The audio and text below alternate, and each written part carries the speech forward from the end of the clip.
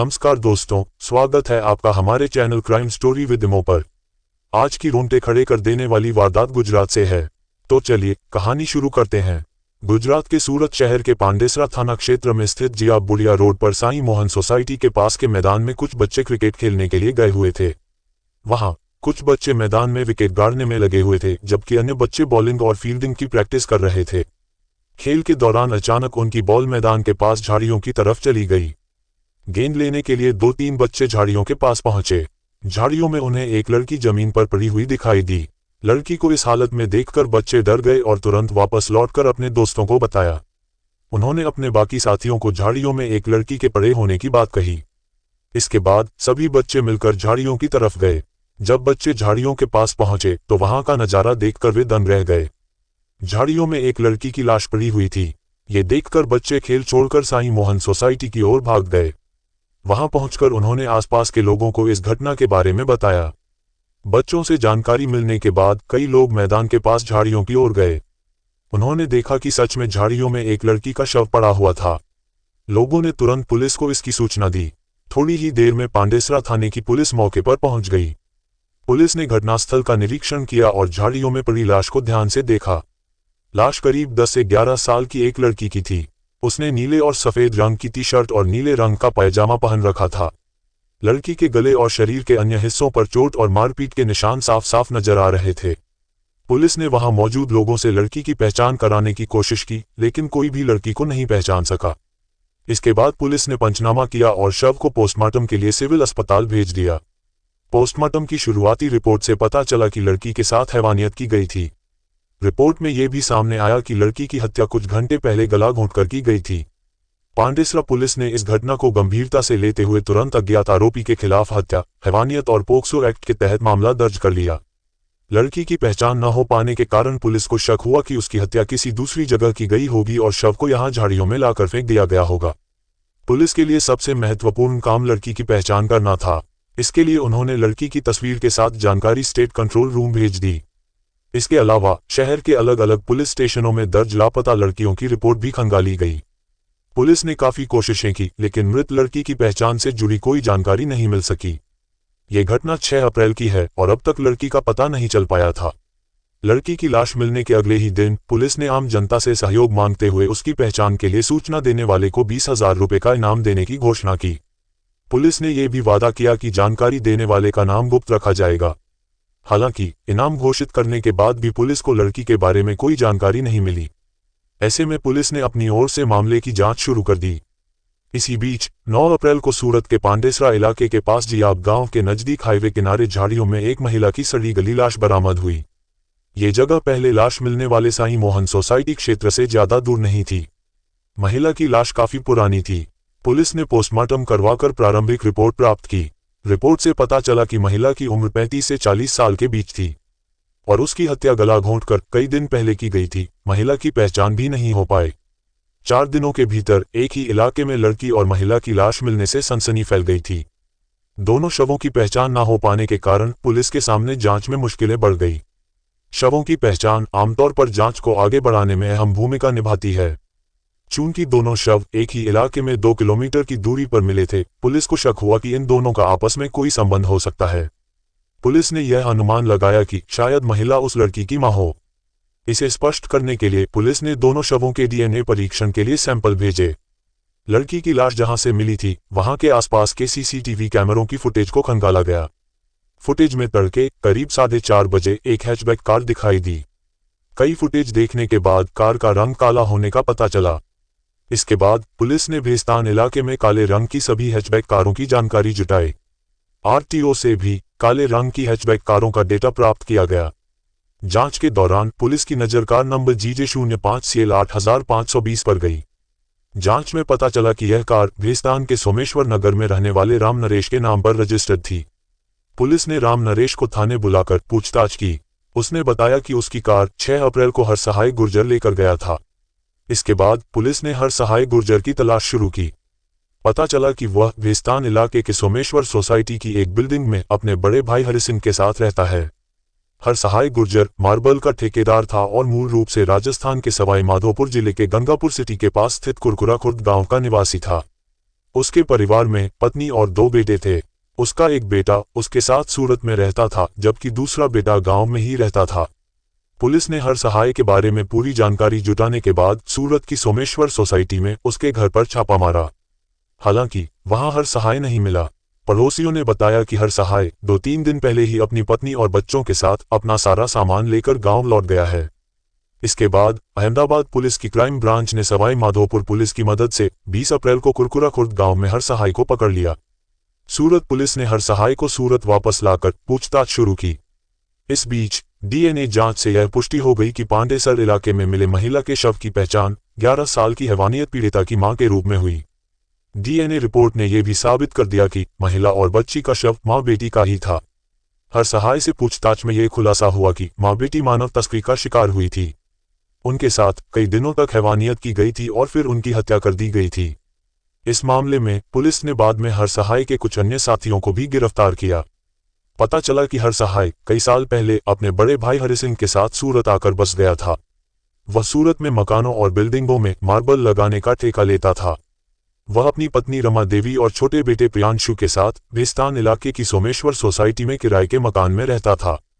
उसका बड़ा बेटा दीपांशु गांव में ही रहता था। हर सहाय के पास काम करने वाला कुलदीप नाम का एक युवक भी था।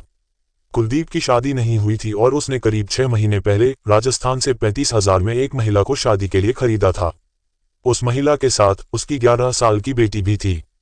लेकिन बाद में कुलदीप के परिवार ने कुलदीप को उस महिला से शादी करने से इनकार कर दिया। कुलदीप ने ये सारी बात हर सहाय को बताई। हर सहाय ने उस महिला और उसकी बेटी को अपने पास रखने की सहमति दे दी। इसके बाद कुलदीप और उसका दोस्त मुकेश ने महिला और उसकी बेटी को हर सहाय के हवाले कर दिया। हर सहाय ने उनके रहने की व्यवस्था सूरत के पास कमरेज में टाइल्स फिटिंग के एक काम की जगह पर कर दी। उसने उनके खाने पीने और रहने का पूरा इंतजाम किया। इसके बदले में हर सहाय ने महिला के साथ अवैध संबंध बना लिए। ऐसे मामलों की सच्चाई ज्यादा समय तक छिपी नहीं रहती है। यहाँ भी यही हुआ। कुछ दिनों बाद हर सहाय की पत्नी रमा देवी को पता चल गया कि उसका पति एक औरत को अपने पास रखे हुए है। हर सहाय उस महिला के लिए अक्सर घर से कपड़े और सामान लेकर जाता था और कई घंटे तक वापस नहीं आता था। जब रमा देवी ने उससे इस बारे में पूछा तो हर सहाय टाल मटोल करने लगा। एक दिन रमा देवी ने एक भरोसेमंद व्यक्ति को अपने पति की गतिविधियों की जानकारी जुटाने के लिए लगाया। उस व्यक्ति ने बताया कि हर सहाय ने एक औरत को रखा हुआ है। इस बात से रमा देवी ने हर सहाय से झगड़ा करना शुरू कर दिया और घर में रोज कलह होने लगी। इस दौरान हर सहाय ने महिला और उसकी बेटी को कमरेज से हटाकर मानसरोवर के एक फ्लैट में रख दिया। दूसरी ओर वह महिला हर सहाय पर बार बार शादी करने या पैसे देने का दबाव डालने लगी। इससे हर सहाय काफी परेशान हो गया और उसने महिला से छुटकारा पाने का फैसला कर लिया। मार्च के चौथे हफ्ते में एक दिन हर सहाय ने पहले उस महिला के सिर पर ईंट मारकर उसे घायल कर दिया। इसके बाद उसने दुपट्टे से उसका गला घोंटकर हत्या कर दी। ये सब उसकी 11 साल की मासूम बेटी के सामने ही हुआ था। महिला की हत्या के बाद हर सहाय ने उसका शव पांडेसरा के पास फेंक दिया। 9 अप्रैल को पुलिस को महिला का शव सड़ी गली हालत में मिला। हत्या के बाद हर सहाय उस बच्ची को अपने घर ले आया। बच्ची अपनी मां को याद कर रोती रहती थी। हर सहाय के घर में किसी और की बच्ची को देखकर रमा देवी का अपने पति से झगड़ा और बढ़ गया। हर सहाय समझ नहीं पा रहा था कि उस बच्ची का क्या करें। घर में बढ़ते झगड़े को देखकर और उस बच्ची द्वारा कभी भी पोल खोल दिए जाने के डर से वह कई दिनों तक बच्ची पर अत्याचार करने लगा। इस दौरान हर सहाय ने उस मासूम से हैवानियत भी की। 5 अप्रैल की रात हर सहाय उस बच्ची को मकान की छत पर ले गया, जहां उसने उसके साथ हैवानियत की। फिर गला दबाकर बच्ची की हत्या कर दी। बच्ची की हत्या उसने सिर्फ इसलिए की कि कहीं वह अपनी मां की हत्या का राज उजागर न कर दे। हर सहाय ने 6 अप्रैल को तड़के राम नरेश की कार से उस बच्ची के शव को साईं मोहन सोसाइटी के पीछे क्रिकेट मैदान के पास झाड़ियों में फेंक दिया। बाद में उसी दिन बच्ची का शव क्रिकेट खेलते बच्चों ने देखा। इसके बाद पांडेसरा पुलिस को इसकी जानकारी दी गई, जहां से पुलिस ने शव बरामद किया। बच्ची की पोस्टमार्टम रिपोर्ट में उसके शरीर पर 80 से ज्यादा घाव मिले। इसके बाद 20 दिनों तक सूरत पुलिस शव की पहचान करने के लिए भटकती रही। राजस्थान और सूरत में 40 से ज्यादा लोगों से पूछताछ की गई। तब जाकर पुलिस को मां बेटी की शिनाख्त करने में सफलता मिली। उस महिला के बारे में पता चला कि वह राजस्थान के सीकर की रहने वाली थी। महिला की मां के मुताबिक उस महिला का चेहरा बचपन में गर्म पानी से झुलस गया था। इस वजह से उसकी शादी नहीं हो पा रही थी। बाद में उसकी शादी 22 जून 2007 को सीकर के फतेहपुर कस्बे में कर दी गई। ससुराल में आर्थिक हालत बहुत अच्छी नहीं थी। शादी के साल भर बाद ही उस महिला ने एक बेटी को जन्म दिया। बाद में महिला ने फतेहपुर निवासी पति को छोड़ दिया। फिर उसने 2010 में बूंदी में एक युवक से शादी कर ली। महिला अपनी बेटी को भी बूंदी ले गई। महिला का दूसरा पति बूंदी में जूते चप्पल बेचने का काम करता था। उसकी पहली पत्नी की मौत हो चुकी थी। पहले से ही उसके 3 बच्चे थे। दूसरी शादी के बारे में महिला ने अपने परिवार वालों को नहीं बताया था। दूसरी शादी करने के बावजूद महिला को सुख नसीब नहीं हुआ। उसका पति से झगड़ा रहने लगा। एक बार पति से झगड़ा होने पर महिला अपने मायके चली गई। बाद में उसका पति भी बूंदी से सीकर आ गया। उस समय महिला की मां ने उससे कहा कि या तो यहाँ पर हमेशा के लिए रुक जाओ और अगर जा रही हो तो फिर दोबारा यहाँ पर मत आना। इसके बाद वह सीकर से चली गई थी। इसके बाद महिला के घर वालों का उससे कोई संपर्क नहीं हुआ था। घटना से करीब 7 महीने पहले यह महिला अपने पति से 2 दिन में आने की बात कहकर बेटी के साथ घर से निकली थी। वह घर से जेवर भी ले गई थी। जब महिला अपने घर 2 दिन तक वापस नहीं लौटी तो उसके पति को चिंता हुई। उसने महिला को फोन किया तो उसने बताया कि वह जयपुर में है और किसी बड़ी परेशानी में फंसी हुई है। इसके बाद महिला से पति का कोई संपर्क नहीं हो पाया। परेशान होकर पति ने बूंदी कोतवाली में महिला की गुमशुदगी की रिपोर्ट दर्ज कराई। इसके बाद पुलिस ने जांच शुरू की। महिला की मोबाइल लोकेशन ट्रेस करने पर पता चला कि वह गंगापुर सिटी में है। ये खबर सुनकर उसका पति गंगापुर सिटी गया और वहां जाकर उसकी तलाश की, लेकिन वह वहां नहीं मिली। फिर पुलिस ने मोबाइल लोकेशन को ट्रेस किया तो लोकेशन दौसा, गंगापुर सिटी और उसके बाद सूरत में मिली। इस दौरान महिला के दूसरे पति ने आरोप लगाया कि पुलिस ने उनकी मदद नहीं की। उसने कहा कि अगर पुलिस सही सहयोग करती तो उसकी पत्नी सूरत तक नहीं पहुंचती और आज वह जिंदा होती। जब सूरत पुलिस ने महिला की तलाश की तो उन्होंने महिला के परिजनों को भी ढूंढ निकाला। पुलिस ने आधार कार्ड, फोटो और अन्य सबूतों की मदद से महिला की पहचान सुनिश्चित की। इसके बाद पुलिस ने महिला और उसकी छोटी बेटी के शवों को उनके परिजनों की मौजूदगी में दफना दिया। 27 अप्रैल को सूरत के मोरा भागल कब्रिस्तान में दोनों के शवों को एकता ट्रस्ट के अब्दुल मलबार के सहयोग से दफनाया गया। पुलिस ने यह सारा काम गुप्त रूप से किया ताकि मीडिया को इस घटना की जानकारी न मिले।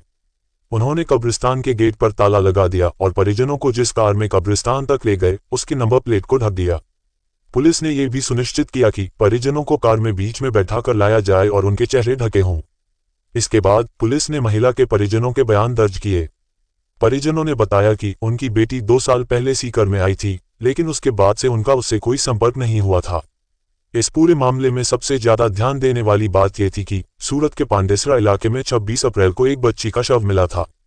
उसकी पहचान करने के लिए सूरत पुलिस ने अहमदाबाद क्राइम ब्रांच और अन्य विभागों के 500 पुलिसकर्मियों को लगाया। पुलिस ने बच्ची की फोटो के साथ 8000 से अधिक घरों का दौरा किया। शहर में बच्ची की पहचान के लिए पोस्टर लगाए गए और 20 रुपये 000 का इनाम घोषित किया गया। बच्ची की पहचान करने के लिए पुलिस ने भीस्तान क्षेत्र और नेशनल हाईवे के आसपास के इलाकों के 800 से ज्यादा सीसीटीवी कैमरों की फुटेज देखी। इसके अलावा गुजरात और उसके आसपास के 3 राज्यों से गुमशुदा बच्चियों के फोटो लेकर मृतक बच्ची के फोटो से मिलान करने की कोशिश की गई। सूरत से दूसरे राज्यों को जाने वाली ट्रेनों में भी बच्ची की तस्वीरें चिपकवाई गईं। सूरत के नागरिकों ने भी बच्ची की पहचान करने में मदद के लिए इनाम की घोषणा की। कपड़ा व्यापारियों ने अपने पार्सल पर जो दूसरे राज्यों में भेजे जाते थे बच्ची की तस्वीरें लगवाईं। जिस जगह पर बच्ची का शव मिला उसके आसपास 5 अप्रैल की रात से 6 अप्रैल की सुबह तक एक्टिव रहे करीब 1000 मोबाइल नंबरों की जांच की गई। भीस्तान की सोमेश्वर सोसाइटी की जिस इमारत में बच्ची को बंधक बनाया गया था वहां के लोगों को भी शव मिलने के बाद पुलिस ने बच्ची की तस्वीर दिखाई, लेकिन किसी ने उसे पहचाना नहीं। इसका कारण ये था कि बच्ची को कभी घर से बाहर नहीं जाने दिया जाता था। बाद में सूरत के पुलिस कमिश्नर सतीश शर्मा ने कहा कि आरोपियों को कड़ी सजा दिलाने के लिए पुलिस के पास पर्याप्त सबूत मौजूद हैं। इनमें सीसीटीवी फुटेज और मां बेटी का डीएनए मिलान भी शामिल है। गुजरात के गृह राज्य मंत्री ने कहा कि इस मामले की सुनवाई फास्ट ट्रैक कोर्ट में होगी और इसके लिए सरकार एक विशेष लोक अभियोजक नियुक्त करेगी। यह मामला खुलने से ये भी सामने आया है कि आज भी महिलाओं की खरीद फरोख्त जारी है। खरीदने वाला उन्हें एक वस्तु की तरह देखता है। वह जब तक चाहता है महिला का शोषण करता है और जब उसका मन भर जाता है तो उसे बेसहारा छोड़ देता है या हर सहाय जैसे अपराधी उससे पीछा छुड़ाने के लिए हत्या कर देते हैं। इस घटना में ना तो महिला की कोई गलती थी और ना ही बच्ची की, लेकिन अपराधियों ने उनकी निर्दयता से जान ले ली। बाद में पुलिस ने हर सहाय और उनके साथियों को गिरफ्तार कर कोर्ट में पेश किया, जहां से उन्हें जेल भेज दिया गया। हर सहाय को मां बेटी के कत्ल के जुर्म में फांसी की सजा सुनाई गई, जबकि उनके साथियों को उम्र कैद की सजा सुनाई गई। दोस्तों, इस कहानी को सुनाने का मकसद किसी के दिल को ठेस पहुंचाना नहीं है, बल्कि देश दुनिया में हो रही ऐसी घटनाओं से आप लोगों को सतर्क और सचेत करना है। तो दोस्तों, इस घटना पर आपकी क्या राय है, हमें कमेंट बॉक्स में जरूर बताएं। और अगर वीडियो पसंद आए हो तो वीडियो को लाइक कर ज्यादा से ज्यादा शेयर करें, ताकि देश में हो रही ऐसी घटनाओं से लोग जागरूक हो सकें। अगर आपने अभी तक हमारे चैनल क्राइम स्टोरी विद इमो को सब्सक्राइब नहीं किया है तो सब्सक्राइब जरूर कर लें। धन्यवाद।